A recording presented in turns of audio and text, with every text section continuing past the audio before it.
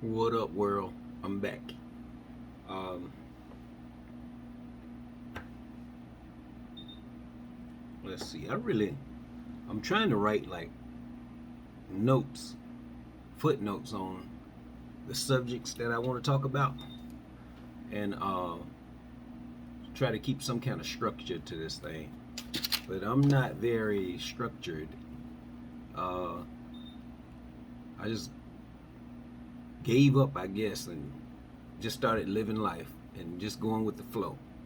There's a such thing called a flow in life. Everybody has a flow. Even a tree has a flow. Uh, Everything, and most like trees, they go with the cycles of the seasons. Uh, Myself, I'm trying to go with the flow in life. So I really let go of structure.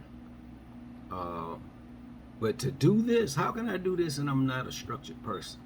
How can I come and tell people about what God has done for me in my heart and I'm not structured? So y'all forgive me. I'm doing my best. I'm new to this. Um, but I wrote a few notes and they kind of jump around. But the title of this one is What's Special About Me? Um, like I said, I came from a broken background. And this morning, it came to me, how can somebody that's never been broken minister to somebody that's broken? You don't know. You don't know. I know because I was there and I made it out of it. And I've heard that it's unusual for a person. I did it by myself, only with the help of God. I really, uh, it was my motivation to do it. But I had a lot of help from a lot of readers online, uh, a lot of help from oracle messages from God. And God has been showing me stuff, man. When I first started waking up, these stories are incredible. When I first started waking up, I was working cable TV with a friend of mine, and I would go pick him up every morning, and we would go a certain way.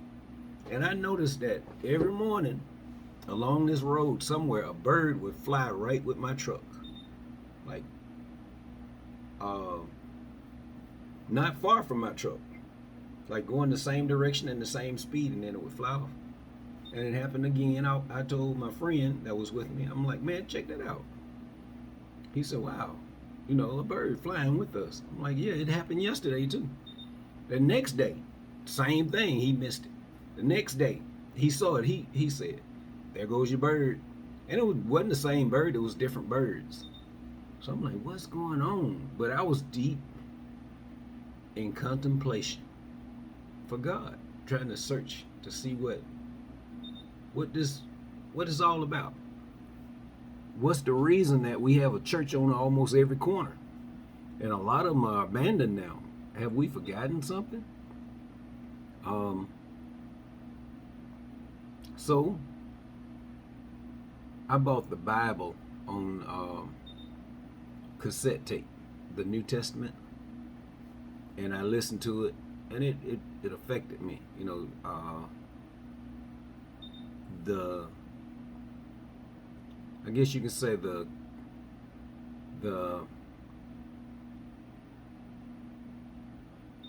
flow that Jesus was in the Bible. While I listened to it, I really, I'm the type, I can hear stuff and I know it. I don't have to write it down or study it or something like that. If I hear it, I know it. And the Bible was perfect for me, for the way God has made my mind to listen to, because it really got into my spirit. And Jesus talked about not being afraid, uh, trusting God, and seeking God. He said that God is a spirit, and he said we should worship him in spirit and truth. Things like that stuck with me. So I'm looking around I'm like, man, it seemed like we missing something because church seems to be around me. I don't know about your church now. And when I talk, I'm talking about my experience, not nobody else's now. And a lot of people take what I'm saying as judgment. I can just say something and people feel judged by it, but I'm just making a statement. Um, but to me, church is like um, I used to say it was a fashion show. I used to say it was an entertainment venue. And my church, I in my early years, I was under some very spiritual men that would like everybody would say this about the spiritual men that we were under. They would say, "Man, it seemed like he was talking directly to me," and that happened to me so many times. It seemed like the spiritual pastor was talking directly to me, and it made me want to seek more. And I had what do you call it, aspirations to maybe preach one day, but then all of the rules, all of the do's and don'ts. You know, while everybody living their life, enjoying themselves, having fun, um, I got to walk this little narrow road, you know, denying myself everything. Uh, no fun at all because it seemed like fun was against God. And I wanted no parts of that. So I'm like, Lord, I want you, but I don't want that. I'm like, what's up? Can you talk to me? Because it's kind of hard to fool me. I'm pretty much genius status, and people don't respect it. You know what I'm saying? I got a little night bar myself, and I built the bar in there. And I was sitting back looking at that bar just a few days ago. I'm like, man, wow. I'm like, you're a pretty cool guy, James. Look at here. You know, look at the design that you put on this bar. You built it yourself, and the stability around that place. I've been there 26 years, and it's always been secure. With all the ups and downs that I've been through, it's that place has stuck with me. Um, and I like it. I like hanging out. I like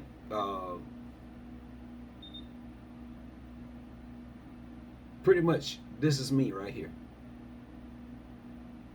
Somebody said, "Isn't this Jesus? He hang with publicans and sinners." So Jesus, he would have been right in my bar with me. He hung with publicans and sinners. Um, that's how I looked at that.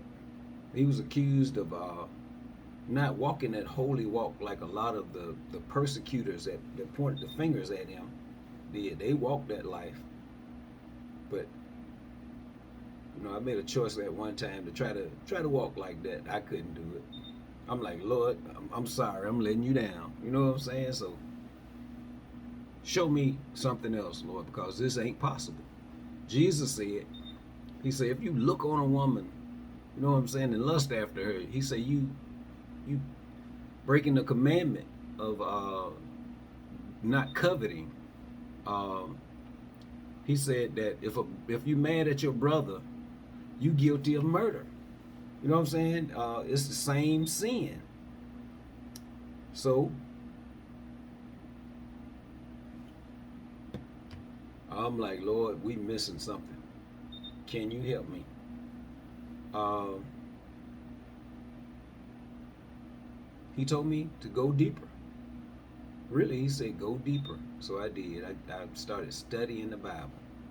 And in this very seat right here, and maybe it's 2025 now, and maybe 2016, sitting right here in this very spot, um, something incredible happened.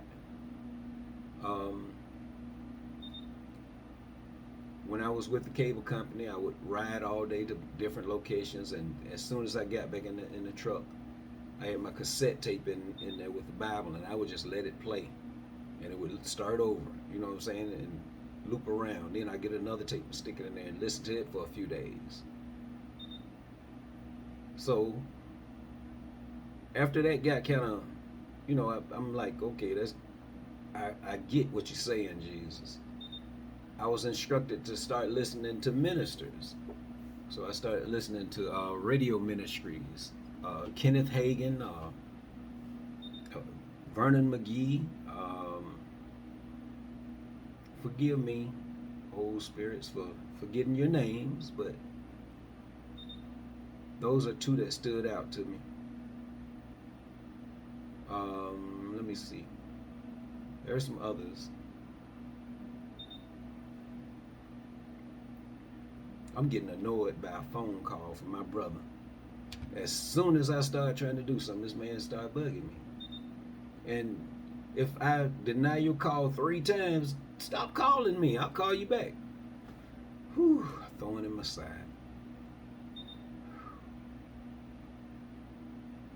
And I'm waiting on a very important call too, so I got to keep my phone with me.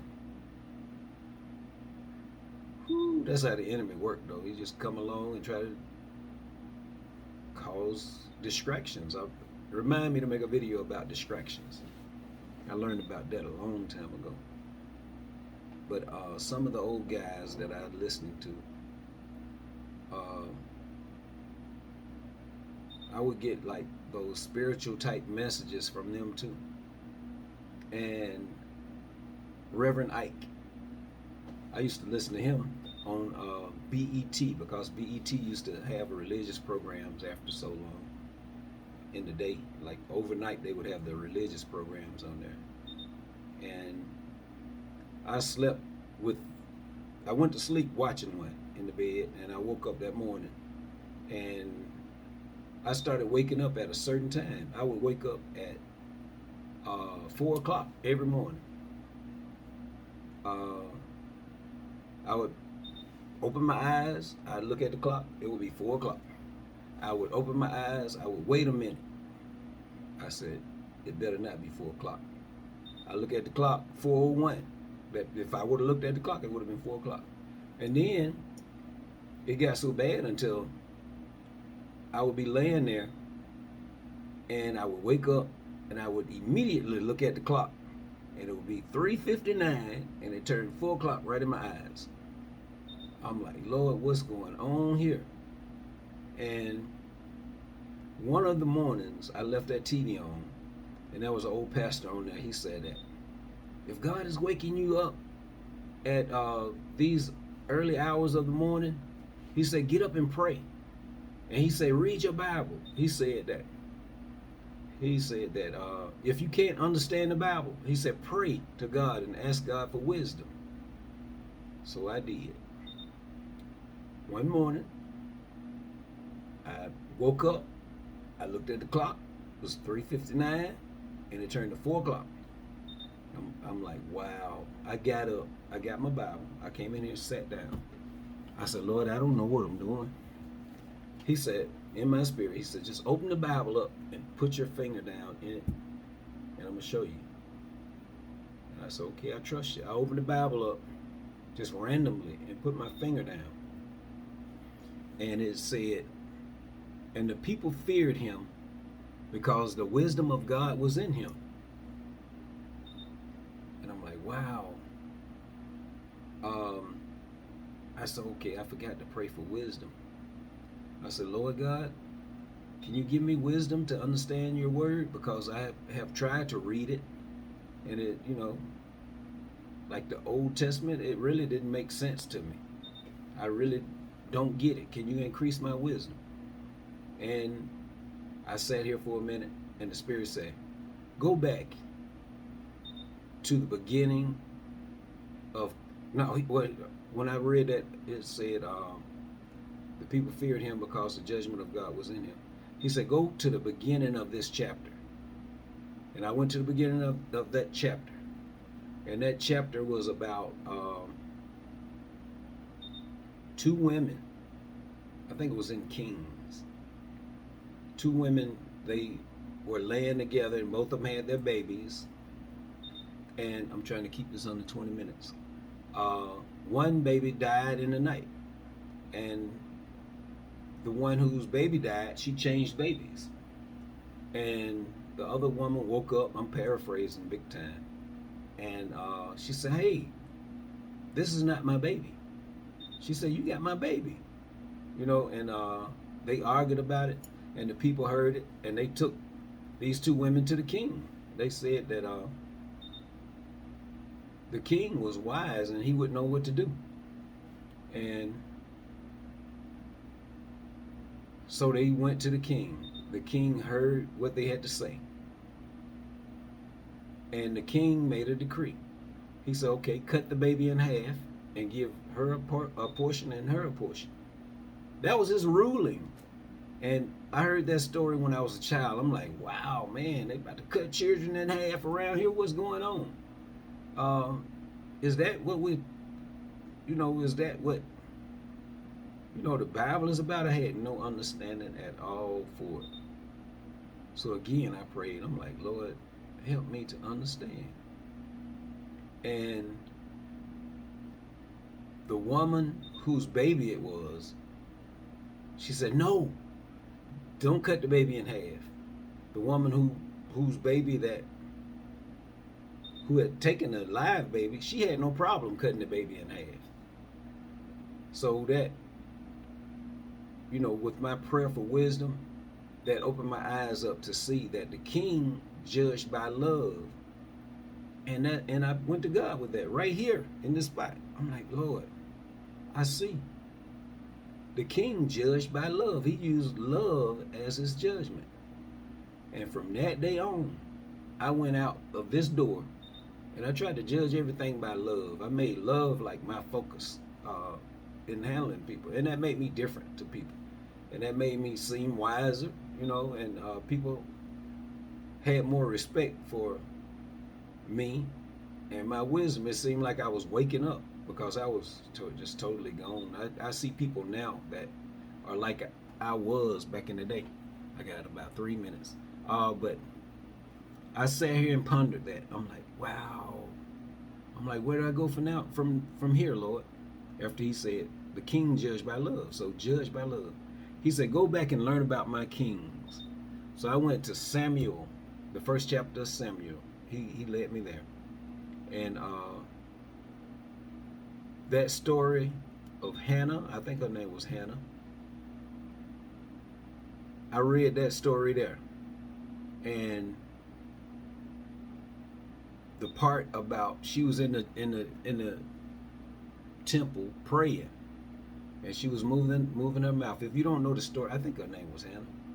But if you don't know that story, learn it. You know what I'm saying? I don't think I got to tell you everything, because spoon feeding people, you make people lazy. So if you want to know what I'm talking about, go find out about the story, 1 Samuel. And she was in there praying in the temple, and the priest saw her praying, and he said, woman, are you drunk? You know what I'm saying? Because she was moving her mouth, the Bible said, and wasn't no words coming out.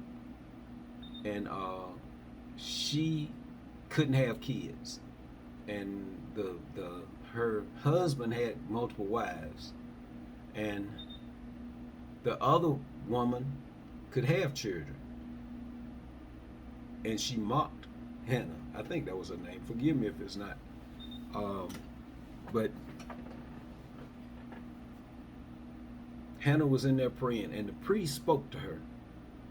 And it seemed to me, all I saw, was she got up after speaking to the priest with faith. She stood up with faith, and she went on about her way, and she had that first baby, which was, I think, Samuel. I think it's Samuel. And she brought that baby back to that priest and gave that firstborn child to God to be raised by the priest. And God told me, he said that's how faith begins. He said, just choose to have faith. But Hannah went on to have more children. And I saw the work of God in her life through that story. And I kept reading the story, and I wasn't spiritually mature enough to understand it. I need to go back and try it now. Um, but that began like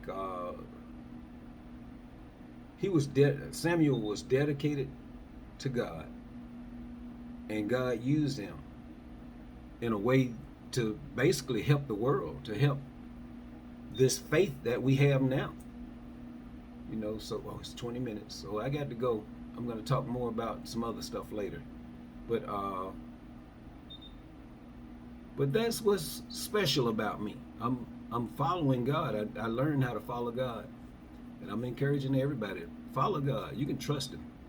And I hate to say this, religion has it kind of. They have made this message religious, and it's not supposed to be religious. God is a spirit, and we should worship Him in spirit and in truth.